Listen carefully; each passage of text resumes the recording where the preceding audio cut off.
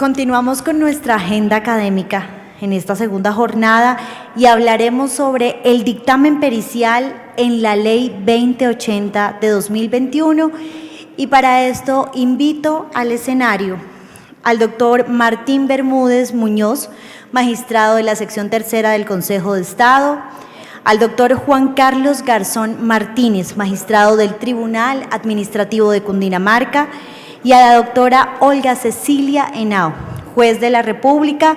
Doctores, el auditorio es de ustedes.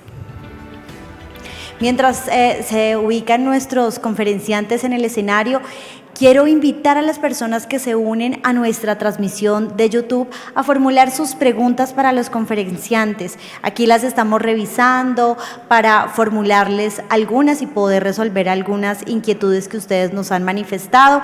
Gracias por seguir conectados y continuamos aquí en el 27º encuentro de la jurisdicción de lo contencioso administrativo.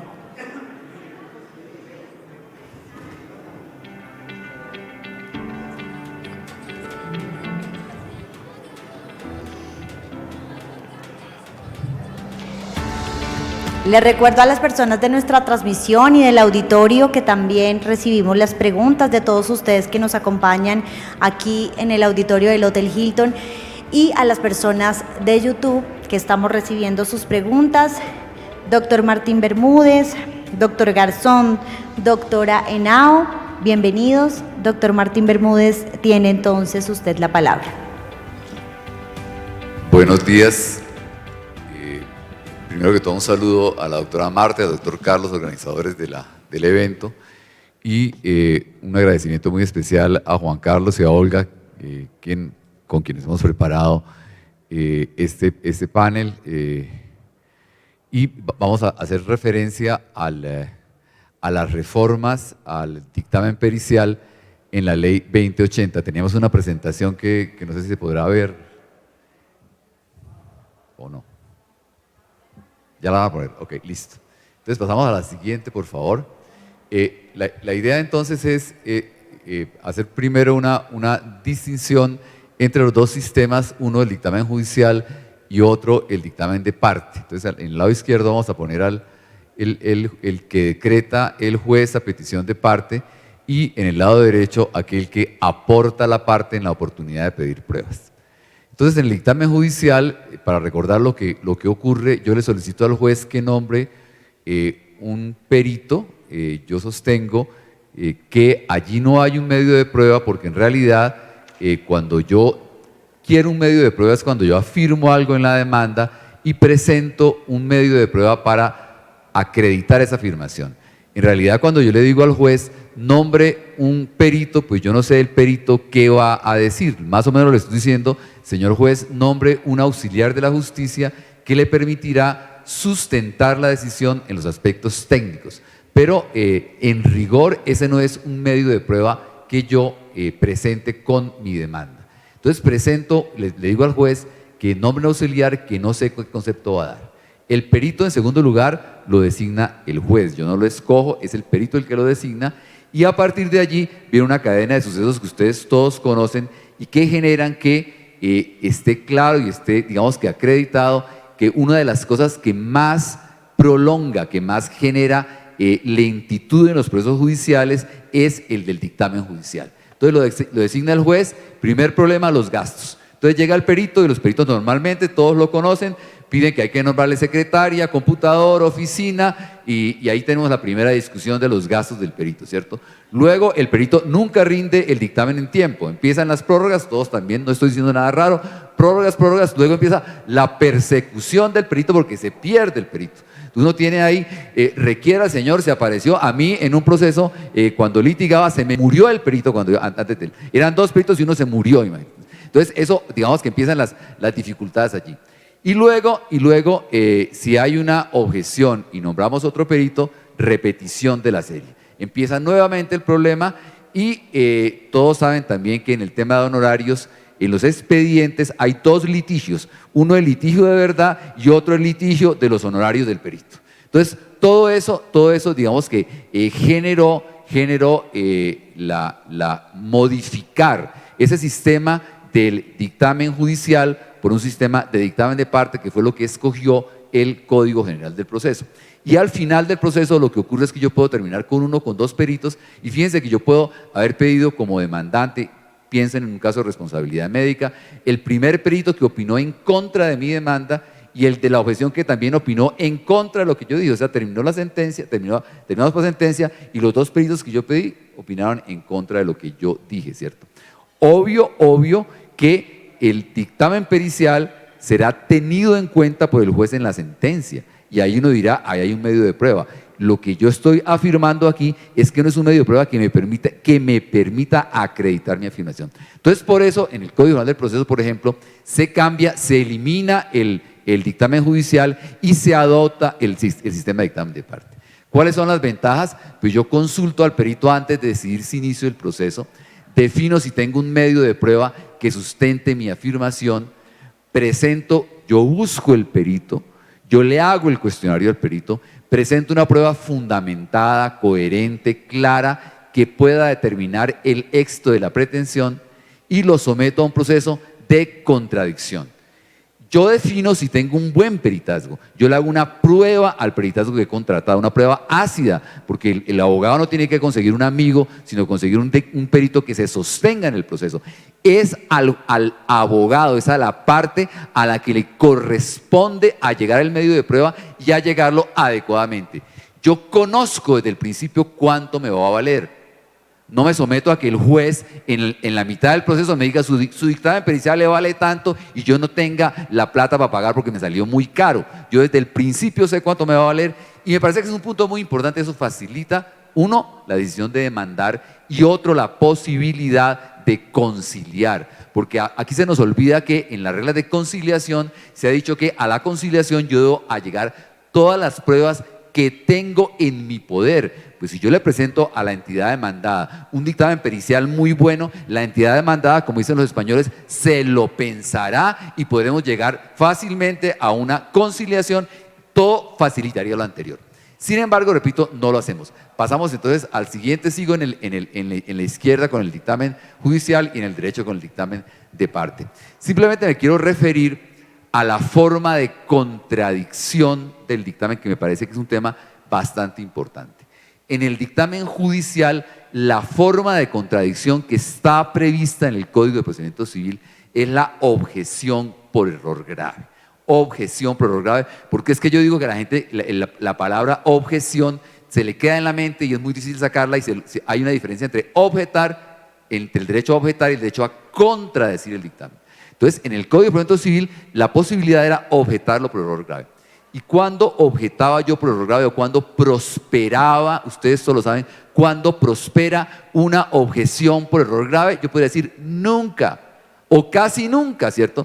Porque para que una objeción por error grave prospere, hay que acreditar que el perito se equivocó de objeto, que en lugar de evaluar una finca, evaluó otra, o que, por ejemplo, le dijimos evalúe cuánto vale un bien que se expropió, y en lugar de evaluarlo en el momento de la expropiación, ¿cierto?, lo evaluó en el momento en que rindió el dictamen 15 años después. Pues se equivocó de objeto. Entonces, lo que busca la objeción, por error grave es sacar el dictamen. Acuérdense que la objeción por error grave, yo cuando declaro la objeción por error grave, los honorarios del perito se los quito. O sea, su dictamen, mi querido amigo, no sirvió, no lo valoro. Esa es la finalidad de la objeción por error grave. Lo que ocurre en la generalidad de los casos, y ustedes lo saben, es que la gente dice objeción y lo que hace es hacer una crítica al dictamen. Entonces usted puede hacer esa crítica, que además la podría hacer en el momento de objetar, o la podría perfectamente hacer en el momento de los alegatos. ¿Y qué es lo que ocurre en la mayoría de decisiones judiciales? Que el juez se fundamenta en el dictamen.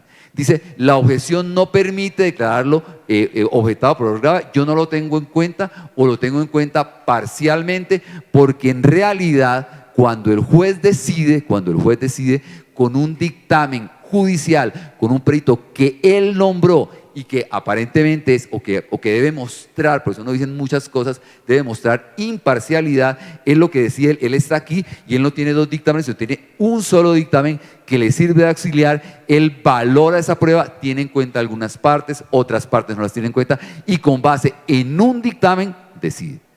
Con base en un dictamen decide. Y repito, en muy pocas ocasiones, el juez dice, declaro la objeción prorrogada. Muchas veces los jueces deciden con el perito que dijo allí y comparte con el que la objeción. Simplemente no lo saco, lo valoro porque no prospera la objeción y lo valoro. ¿Qué ocurre en el dictamen de parte? En el dictamen del demandante, el dictamen digamos que tiene una discusión muy fácil. Usted presenta un dictamen parcial, es su posición. El dictamen de parte es de la parte. Y el dictamen de la parte usted defiende perfectamente su posición.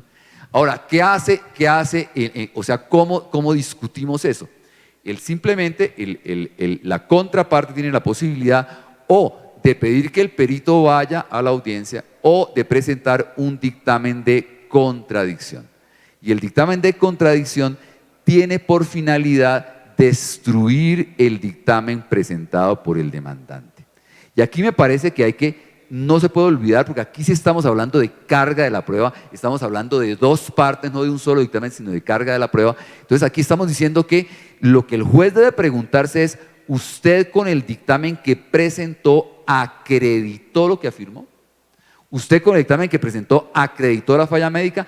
¿Acreditó la equivocación en los diseños de la obra? O sea, usted está acreditando lo anterior. Entonces, ¿cuál es el valor del dictamen de parte? El valor del dictamen de parte no es la imparcialidad, porque es un dictamen de parte. El valor es, uno, la idoneidad del perito. Cuenta la idoneidad del perito. ¿Quién es el perito? Dos, las conclusiones fundadas, que tenga conclusiones fundadas en el expediente, que si yo digo hay falla médica, que yo pueda deducirlo de la historia clínica que está en el expediente, que tenga una base para decir el dictamen está fundado. Tres, que sean conclusiones coherentes que me permitan deducir de dónde salieron los millones que me puso al final, que tenga una coherencia, un desarrollo coherente, y eso lo puedo hacer yo, sin ser técnico. O sea, el juez tiene perfectamente la capacidad de criticar, porque el juez lo que hace es determinar cuál fue el procedimiento conforme con el cual se elaboró el dictamen. Pero fundamentalmente, lo que genera el valor del dictamen es la superación de la contradicción. Porque en la audiencia lo que tengo que hacer es convencer al juez. Entonces, lo fundamental es que el dictamen pericial sea capaz de superar la contradicción que se hace en la audiencia, que las críticas que le hacen, que el contradictamen que le presenta, el dictamen sea tan fuerte que logre superar esa contradicción y logre convencer al juez de que efectivamente hubo falla médica, no obstante el perito del médico dijo todo lo contrario, no obstante el perito del contratista dijo todo lo contrario. Entonces, el dictamen, la pregunta que hacería el juez es, ¿el dictamen presentado por el demandante acredita sus afirmaciones? ¿Logró convencerme de que son ciertas? Bien, ¿qué hizo? Pasamos al siguiente, por favor. ¿Qué hizo o cuál fue el cambio de la ley 2080 frente al CEPAC? ¿Qué tenía de malo el CEPAC? Tenía una muy confusa regulación del dictamen de parte, totalmente confusa. O sea, había jueces que interpretaban inclusive que uno en la audiencia inicial, como tenía que resolver las aclaraciones, que en la audiencia inicial uno tenía que llevar el perito. Entonces uno no sabía qué hacer con ese. Era una redacción muy confusa. Eso lo acabó y remitió a la regulación. El dictamen de parte remitió al CGP. Segundo, no estaba regulado el dictamen judicial porque el CGP, ya lo dijimos, no lo contempló. Entonces el CEPACA se remitió al Código de Procedimiento Civil. Como el Código de Procedimiento Civil no contempló el dictamen judicial, pues no tenía regulación. Entonces, segunda cosa muy buena de la ley 2080, regula el dictamen judicial. Entonces, repito, dos cosas muy buenas de la ley 2080. Uno, remitió, o sea, toda la regulación del dictamen de parte que estaba en el CEPACA quedó derogada. Ahora, el dictamen de parte hoy se regula por el CGP. Segundo, está regulado el dictamen judicial. Y tercero, conservamos la dualidad de trámites. Juan Carlos se va a referir en la próxima a por qué se conservó eso. Pero digamos que pasamos al siguiente, por favor. Entonces, digamos que uno diría el dictamen judicial duro de matar, o sea, no pasó, o sea, no logramos superarlo, ¿cierto? Y ahí sí pasamos al siguiente de una vez. Yo ahí me acuerdo de una cosa de Walter Silva que dice, de una canción que dice, y aunque me muera de amor, ya no le camino más, si se vaya es hora buena, me cansé de sus errores, que no piense corregirse, que ya no vale la pena. Pero me gusta esta última parte, dice, que se acuerde del refrán, que el que remienda no estrena, ¿cierto? Eso nos pasó, o sea, seguimos remendando y no estrenamos, ¿cierto? Pasamos al siguiente entonces, ¿cierto? Entonces, tenemos dos regulaciones y aquí me voy a referir a la tesis de la doctora Olga, que me parece muy interesante, ¿cierto? Y la tesis de la doctora Olga, lo que nos está señalando, que es la que va a desarrollar, es bastante clara. Está diciendo, en el 218 estamos hablando de clases de prueba pericial, ahí dicen, hay las dos clases, pero aquí dice, cuando el dictamen sea aportado por las partes, la contradicción práctica se regirá por las normas del Código General del Proceso. ¿Qué quiere decir eso? Que cuando es dictamen de parte, usted para contradecir el dictamen no puede pedir que el juez decrete un dictamen, sino que usted tiene que sujetarse al dictamen de parte y aportar un dictamen de contradicción. Entonces, eso superaría la gran crítica que se hace al sistema dual, porque la gran crítica al sistema dual es tener dos sistemas procesales para el perito, y es cómo hacemos para conjugar en la práctica, en el trámite, el dictamen de parte con el dictamen judicial. Entonces la propuesta que simplemente se discutirá es esta, y es simplemente cuando es dictamen de parte, lo hacemos como lo dice el CGP, lo que indicaría que el demandado no puede pedir un dictamen judicial. Pasamos al siguiente, por favor. Entonces, este es el dictamen, el 219, que tal vez volvamos ahora cuando habla Juan Carlos y Olga. El dictamen dice, el dictamen judicial sí está regulado en la ley 2080. Entonces, ahí sí aplica la ley 2080, pero en el otro no. Y pasamos a la final, por favor, que es la siguiente. Entonces, ¿cuáles serían las dos posibilidades, cierto? En el dictamen, fíjense que esta sería la diferencia, en el dictamen de parte se aportan al pedir las pruebas. El demandado, ¿qué es lo que puede hacer ahí? Lo único que puede hacer el demandado es citar al perito o aportar otro dictamen, y en la audiencia haremos la contradicción. Y la discusión va a estar aquí, En el dictamen judicial en el que yo pido, entonces tenemos petición, luego habría la persona en la demanda pide el dictamen pericial, el juez lo decreta, se presenta, ¿cierto? Y la presentación debe ser 15 días antes de la audiencia y luego vamos a la audiencia. Eso querría decir que lo único que puede hacer el demandado en ese caso es discutir. ¿Me lo dejan en el anterior, por favor? ¿Me lo dejan en el anterior? Lo único que puede hacer el demandado es discutir en la audiencia el dictamen. Eso querría decir que es un tema a discutir, repito, a discutir, no, es la propuesta que se está haciendo, ¿cierto? Querría decir que en el dictamen judicial yo no puedo pedir un contradictamen para objetar, ¿de acuerdo? Me va a decir, terrible, pues esto es lo que pasaba anteriormente. Vamos a tener el sistema anterior. El juez tiene un solo perito, va a decidir con ese solo perito. Aquí no hay un perito de la otra parte. Entonces, si tiene un solo perito, pues la discusión la hacemos frente a un solo perito, al que nombró en la inicial. Esa sería la discusión. Pasamos al siguiente, repito, ahora sí pasamos al siguiente. Entonces, esa es la tesis de la doctora Olga Cecilia, que a mí me gusta, ¿cierto? Entonces, lo repito, si el dictamen lo aporta una parte, el demandante en su demanda, o el demandado, la contraparte solo podrá aportar el dictamen de contradicción como lo establece el CGP. Entonces, ¿qué querría decir esto? Que sería el mensaje que yo creo que ahí ya la doctora Olga no comparte tanto conmigo, ¿cierto? Es quien aporta el dictamen es quien determina el trámite. O sea, si yo aporto el dictamen, yo me voy por la regulación del dictamen de parte. Si yo pido el dictamen, yo me voy por la regulación del dictamen judicial y sigue completo, con lo cual acabaríamos, si me excusan, el sancocho ese que usted pide un dictamen, usted aporta un dictamen y el demandado pide un dictamen y ahí no sabemos qué hacer con toda la cantidad de peritos, ¿cierto? Creo que es una solución que evita dificultades, evita mezclar los dos sistemas. Hay que discutir el sustento legal, hay que existir si así lo estamos entendiendo todos. A eso se va a referir la doctora Olga, quien también va a ser una referencia a de dónde salen los peritos. Y paso a la final, ahora sí, excúsenme. El doctor Juan Carlos se va a referir a los siguientes temas. Uno, a la política judicial que determina que mantengamos un sistema dual.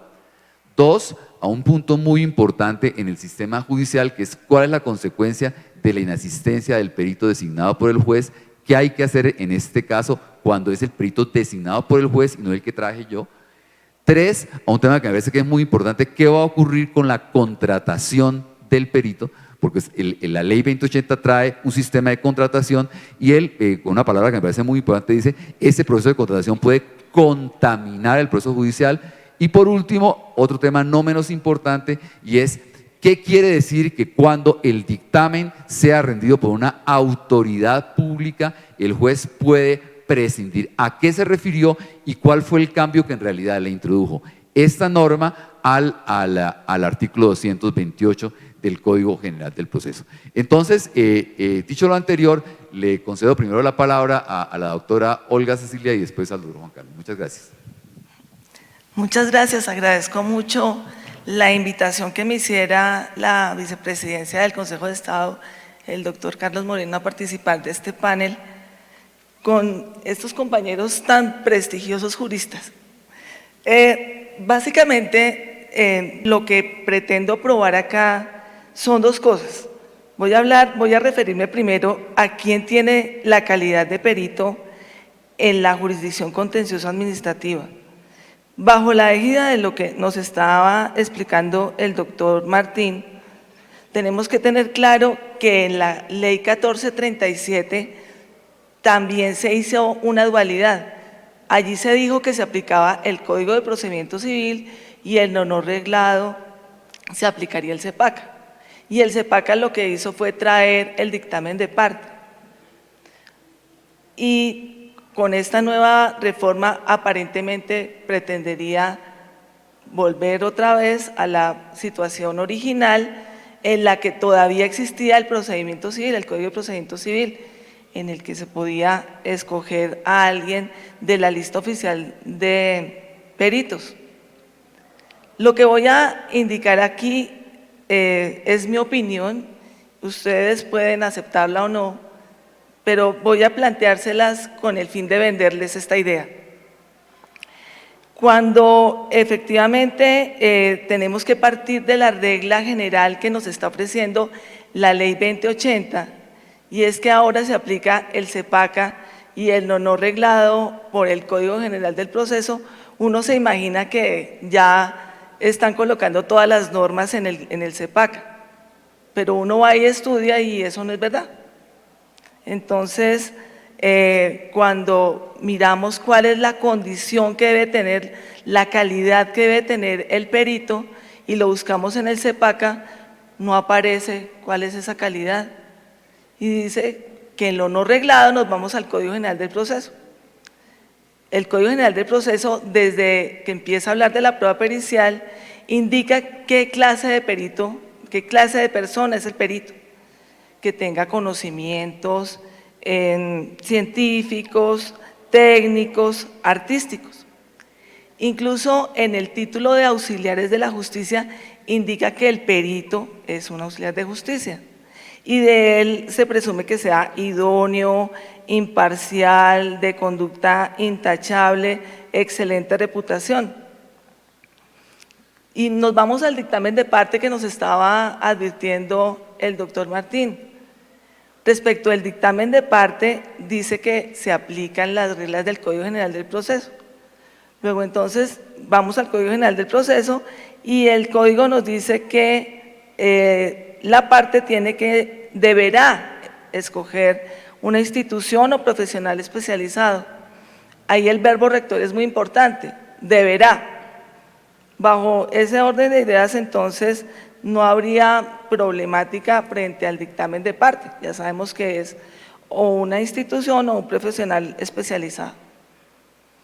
La ley 2080, al reformar el Código de Procedimiento Administrativo, crea una lista de peritos, pero lo hace en el parágrafo del artículo que se refiere a los honorarios del perito.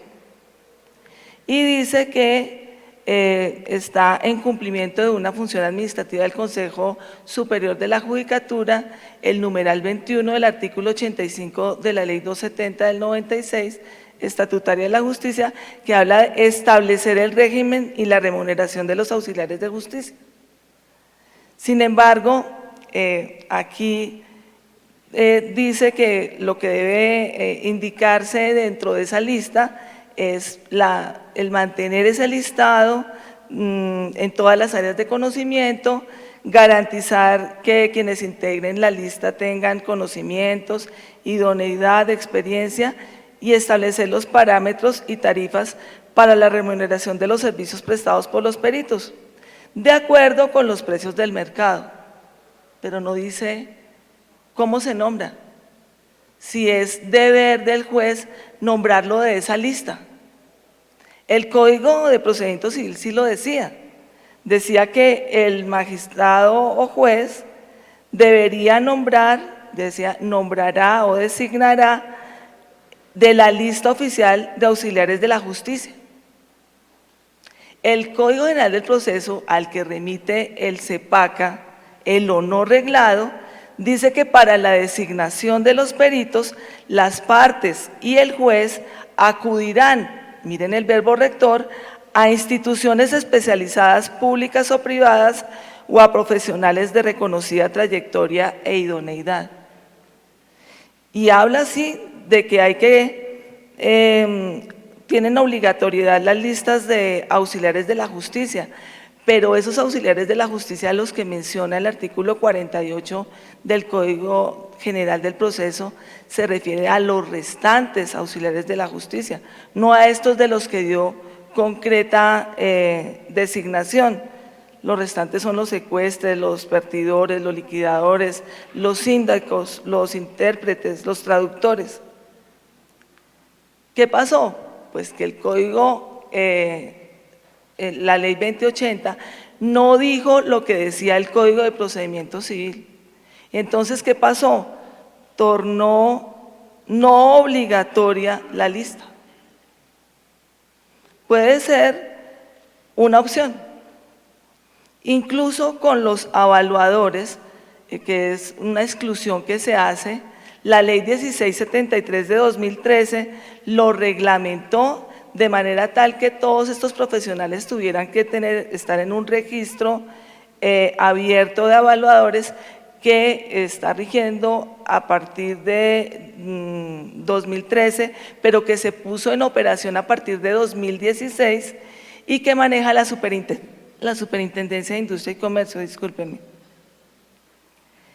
Eso quiere decir que efectivamente no hay una posibilidad de nombrar como perito a una persona de la lista. Sin embargo, el proyecto de acuerdo fue propuesto y efectivamente fue puesto para observaciones hasta agosto 3 de este año, y en ese proyecto se indica que pueden ser nombrados personas naturales o jurídicas, pero que ellos tienen que tener estas condiciones. Primero, que pueden aportar los diplomas para aportar idoneidad, pero que en todo caso si aportan la tarjeta profesional no es necesario. Sin embargo, el decreto antitrámites, el 2106 de 2019, dice lo siguiente: señala el deber de todas las autoridades que acreditan la idoneidad de las profesiones, ocupaciones o oficios exigidos por la ley de constituir un registro de datos centralizados, público o de consulta gratuita. ¿Qué quiere decir eso? Pues que ni siquiera tendrían que aportar la tarjeta profesional, porque si este registro es público, bastaría consultar el registro. Ahora, en cuanto a la experiencia, dice, entre otras cosas, que tiene que verificarse la actividad y el tiempo en el que ha realizado esa actividad, pero eso lo revisan para hacer la lista. Ya cuando hacen la lista, pues no, sencillamente se categorizan a los peritos, pero no colocan esa clase de experiencia. ¿Cómo está? Está igual a como estaba la lista anterior del Código de Procedimiento Civil. Luego entonces no es una opción, pero podría llegar a serlo si se nombra efectivamente a lo que tantas veces se ha mencionado, y es a las entidades públicas o privadas especializadas o a las profesionales de experiencia acreditada. Pero cuando hablamos de profesionales de experiencia acreditada, podríamos incluso hablar de gremios. ¿Por qué? Porque es que los gremios respaldarían precisamente la especialidad. Sería mucho más práctico para el juez o magistrado verificar en una lista quiénes son las personas idóneas para hacerlo o las entidades idóneas para hacerlo de acuerdo al tema que es materia del litigio. Además, muchas de esas agremiaciones hacen parte de los consejos profesionales que ejercen inspección y vigilancia sobre los inscritos agremiados. Fuera de eso, esos gremios es de los que se vale el juez para poder fijar los honorarios, porque ustedes oyeron, ya se los mencioné, que es bajo las reglas del mercado, y ellos son los que imponen las reglas del mercado. En fin, también podríamos hablar de que efectivamente sobre ellos se podía hacer el servicio pro bono. Ese pro bono quiere decir para el bienestar público. Y si bien se habla del pro bono como más de la actuación jurídica, se puede aplicar a cualquier clase de profesión. De manera que esta prestación voluntaria, que en México, por ejemplo, se hace con convocatoria a los profesionales, haría que efectivamente eso pudiera aportarse para la persona que no puede sufragar el peritazgo. Entonces no habría desigualdad de armas, como algunos autores de la doctrina lo mencionan. Bajo ese orden de ideas, entonces, yo me di a la tarea de buscar si efectivamente era fácil buscar un gremio. Y miren, de médicos, en los que el acuerdo está indicando que hay más o menos planteados 22. Yo encontré 59 como una opción, pueden haber muchos más. De ingenieros, frente a la opción que se nos está proponiendo de 22, yo encontré 43. Otras profesiones como psicología, administración de empresas, los mismos abogados, aunque sencillamente respecto a este tema de abogados tendríamos que tener en cuenta que sería solamente para lo que está arreglado, es decir, la interpretación de normas extranjeras o la posibilidad de aportar los alegatos de conclusión. También aparecen las mismas cantidades de categorizaciones o más. Y frente a las agremiaciones técnicas, ni se diga, se proponen 38 y yo encontré el doble. Y solamente era una búsqueda. Imagínense ustedes si se pudiera realmente tener la mayor cantidad de gremios o entidades públicas. Frente a las entidades públicas, analicé 70 que pueden ser las entidades que pueden prestar esta asistencia técnica. Y también pueden incluirse las entidades que por su naturaleza tornan obligatorio este dictamen, como es el caso de las juntas de calificación. En fin, cuando hablamos de que efectivamente estos gremios pueden estar al día con la lista y que además las profesiones también pues, pueden hacerse de manera personal como personas particulares, también tenemos que tener en cuenta el hecho de que ese cargo de perito de auxiliar de justicia hace que sea una ocupación temporal pública, es decir, se vuelve ocasionalmente un empleado público. Y por eso es que hay un periodo de nombramiento y una fase de posesión. Cuando estaba el Código de Procedimiento Civil, lo único que había entre el momento del nombramiento y la posesión era el telegrama para llamar al perito. No había nada más. ¿Cuál es el llamado?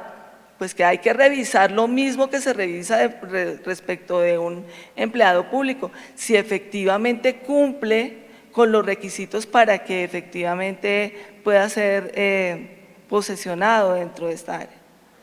Cuando vamos a ver esto, entonces la propuesta es simple. Si ustedes saben que efectivamente vamos a hablar de la fuente, es decir, quedaría lo mismo cómo fuera su aporte, es decir, que lo aportara la parte o que lo solicitara para que el juez lo ordenara o que el juez lo decretara de oficio. Si hablamos de las mismas entidades, eso obviamente hace que el dictamen se fortalezca como prueba y disminuya la posibilidad de un contradictamen. Pero además entonces, volvamos a lo que nos estaba indicando el doctor Martín. Mi propuesta está basada en el hecho de que la contradicción del dictamen del Código General del Proceso no habla de qué clase de posibilidad tiene el juez respecto de esa prueba. Me refiero a que puede ser aportado o puede ser decretado de oficio en el campo del Código General del Proceso. ¿Qué me está diciendo respecto de la prueba solicitada? Que yo tengo que aplicar lo mismo del Código General del Proceso respecto a la prueba de oficio, ¿sí? Y entonces, cuando yo miro la contradicción se da con cualquier dictamen. Y la lógica enseñaría que si yo lo que pretendo probar es todo lo contrario a lo que se está proponiendo en el dictamen, pues obviamente yo tengo que traer el dictamen, porque yo no me puedo someter al azar de la solicitud de una prueba que puede ser contraria a lo que yo estoy diciendo. Pero adicionalmente también en lo que nos estaba diciendo el doctor Martín, que de pronto no tendría,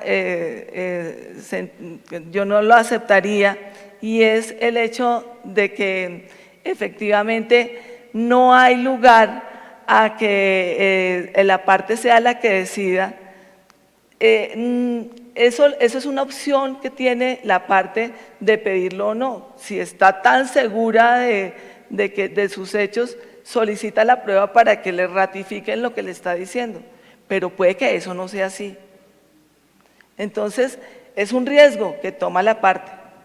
Si se va a solicitar un plazo, que es en el caso de las entidades públicas, para aportar ese dictamen, y ellos son los que dan el plazo, las entidades, ustedes lo pueden mirar en el código, que dice que pueden solicitarlo y ellos son los que dicen cuánto término necesitan. Realmente no es la parte la que indica cuánto se puede demorar y eso es lo que se va a demorar, sino que es el juez el que determina si le acepta o no la propuesta.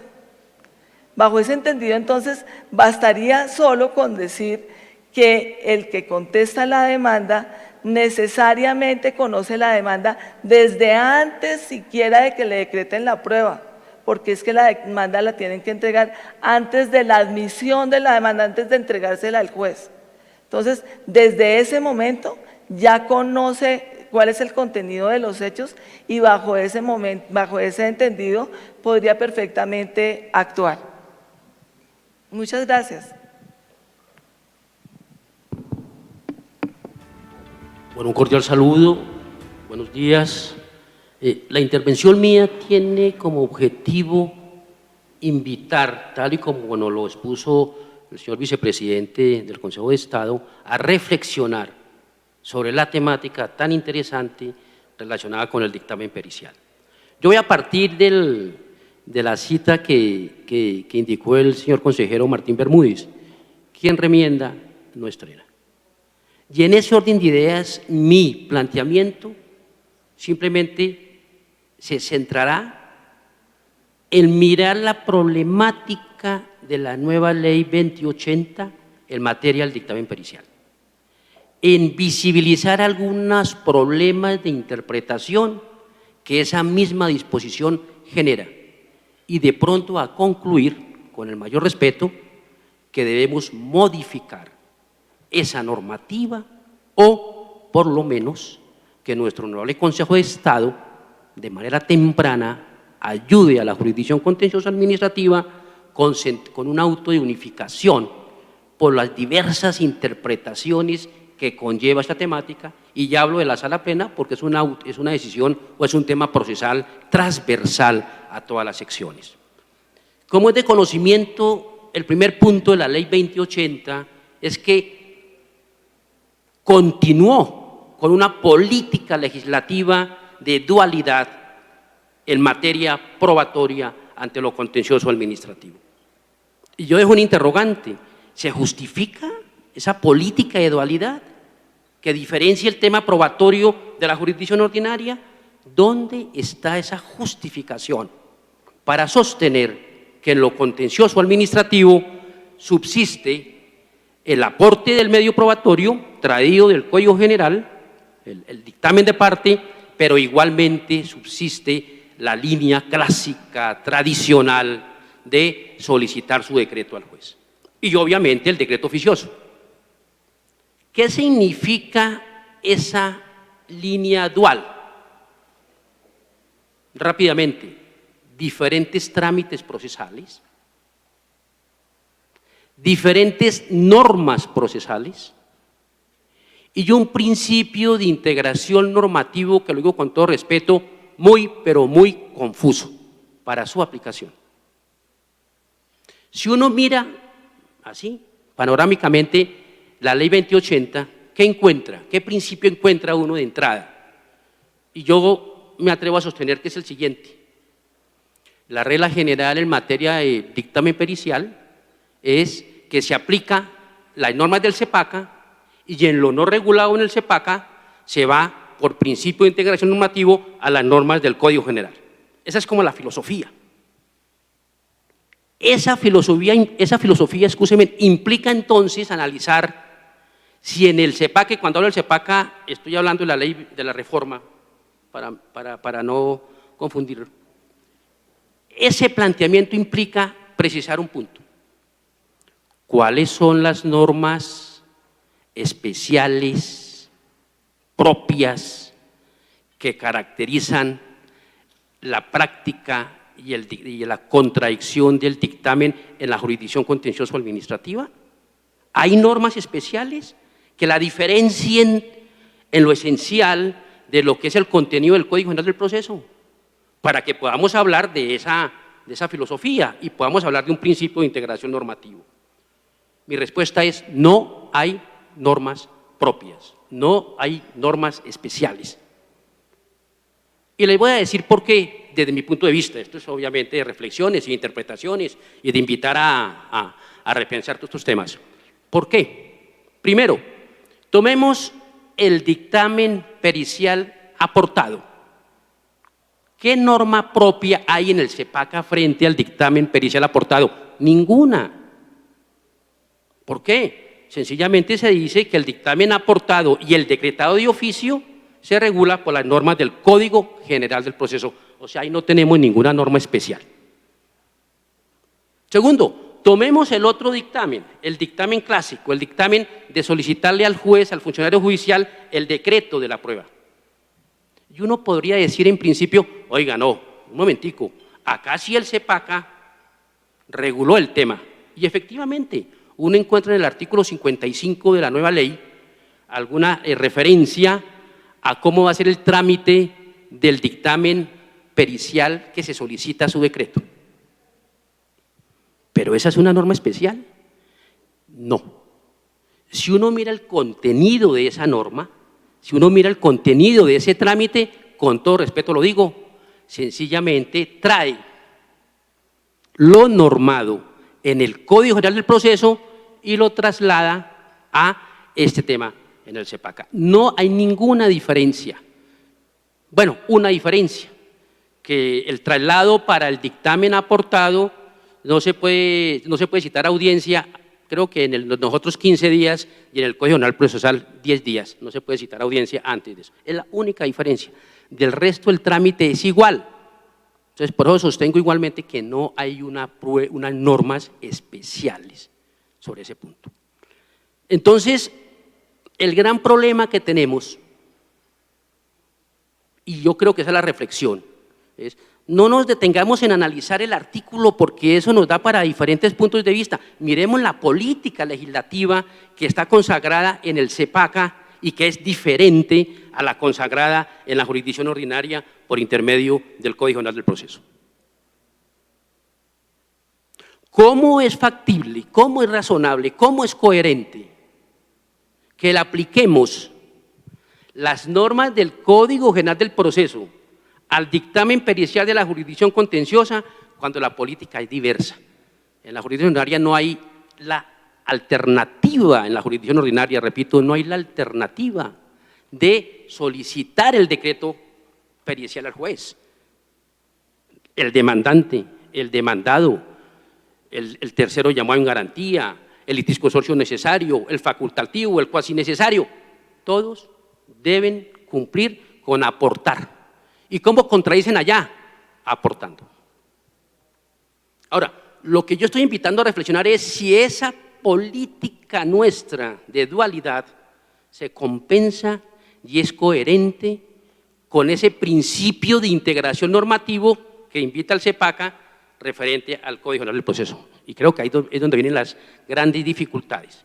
Y paso entonces rápidamente a visibilizar algunos problemas de interpretación y de los que estaban planteando acá mis compañeros.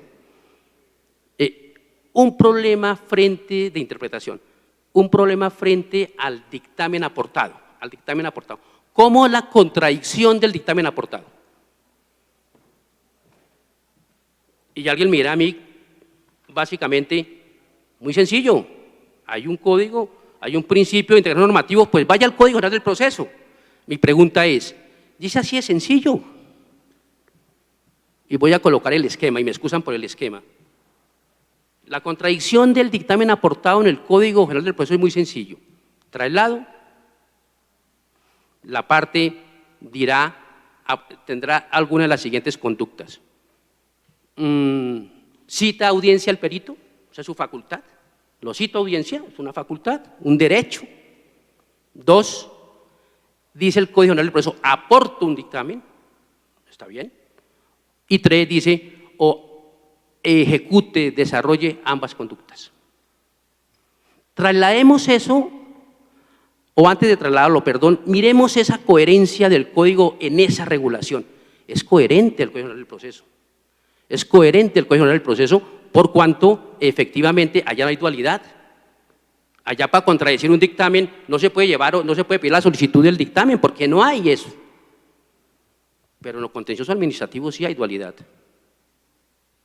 Y yo no estoy de acuerdo, lo digo con todo respeto, que la parte que pide un medio probatorio limite la contradicción de su contraparte. Quien limita la contradicción es el legislador. Y en el contencioso administrativo, independientemente, y espero que el tiempo se fue, independientemente de la situación de quien aporta el dictamen, la contradicción en lo contencioso administrativo debe respetar igualmente el principio de dualidad.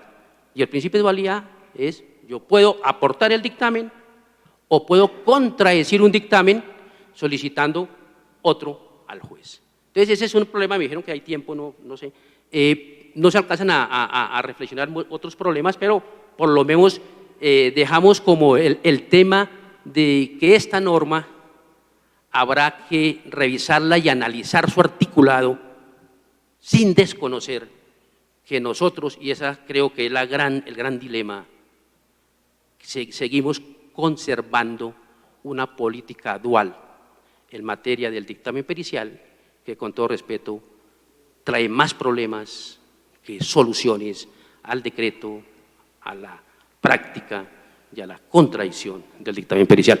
No alcanzamos a más, muy amables. Muchas gracias. Juliana, las preguntas entonces vienen ahora. Sí, señor, tenemos algunas preguntas que nos han formulado.